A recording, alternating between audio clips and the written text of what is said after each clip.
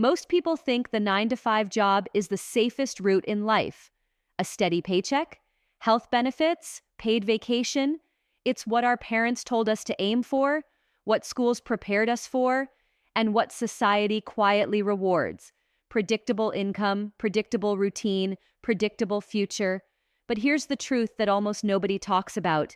The safe path isn't just expensive, it's one of the costliest decisions you'll ever make. And not just in money, it drains your time, your freedom, and your opportunity to build anything truly yours. Let's start with the costs you can see, the visible costs. Every single day you pay just to have a job. Commuting, the gas, the tolls, the public transport tickets, the parking fees, the wear and tear on your car, your office wardrobe, suits, shoes, dry cleaning, the daily coffees and lunches you buy near the office because you don't have time to prepare food at home, the after-work dinners out because you're too tired to cook. These might feel small, but add them up.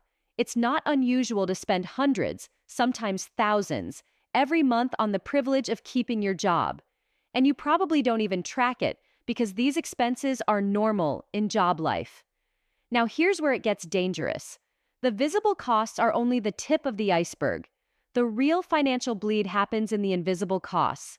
The hours you spend commuting, the unpaid time you spend answering emails after hours, the weekends you lose to urgent tasks, the mental bandwidth eaten up by office politics and pointless meetings, and most importantly, the opportunities you never even consider, because your time, your schedule, and your income are already owned by someone else.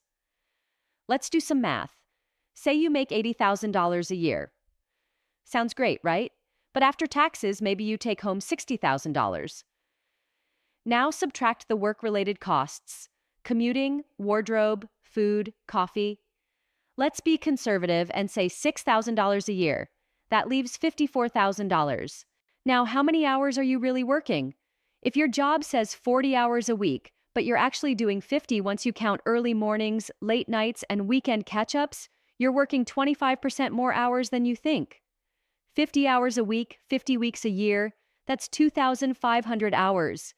Now divide your real income, $54,000, by those hours. That's $21.60 an hour.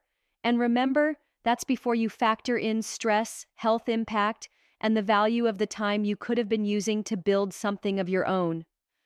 When I calculated my own real hourly wage in my last good job, I was shocked. On paper, I was making $80,000. In reality, when I included the true hours and the hidden costs, I was making less than $15 an hour. I could have made more delivering packages without the stress, the politics, and the endless unpaid overtime. But money is only half of the cost. The other half is opportunity cost.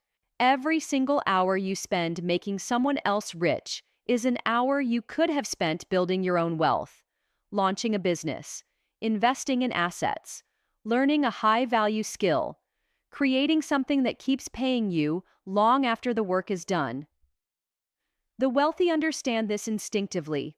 They don't trade time for money. They trade money for time.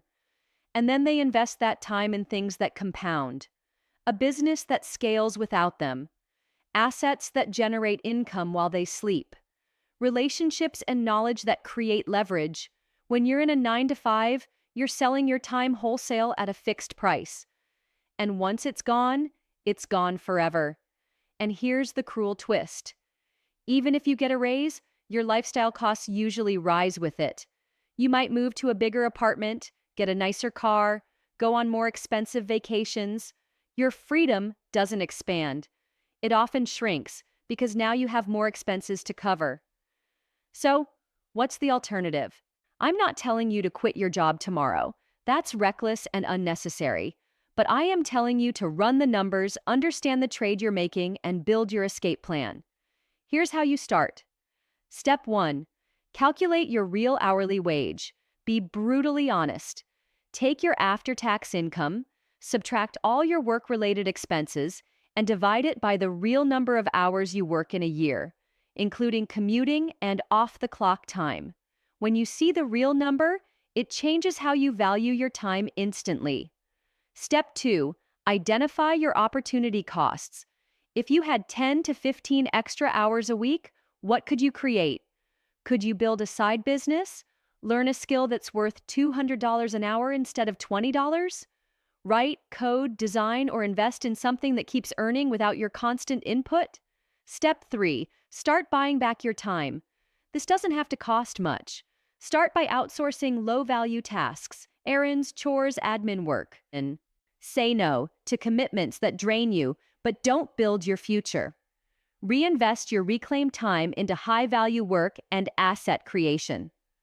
Step 4. Transition strategically. Don't jump without a parachute. Track your progress. When your side income matches your real hourly wage, or when your assets cover your living costs, that's your signal to leave the 9 to 5 safely. This isn't about hating jobs. It's about making sure the trade you're making is worth it.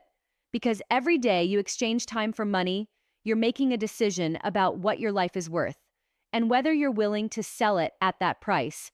If you want to go deeper, I've built a real hourly wage calculator and a 9 to 5 escape blueprint that walks you through every step of this process.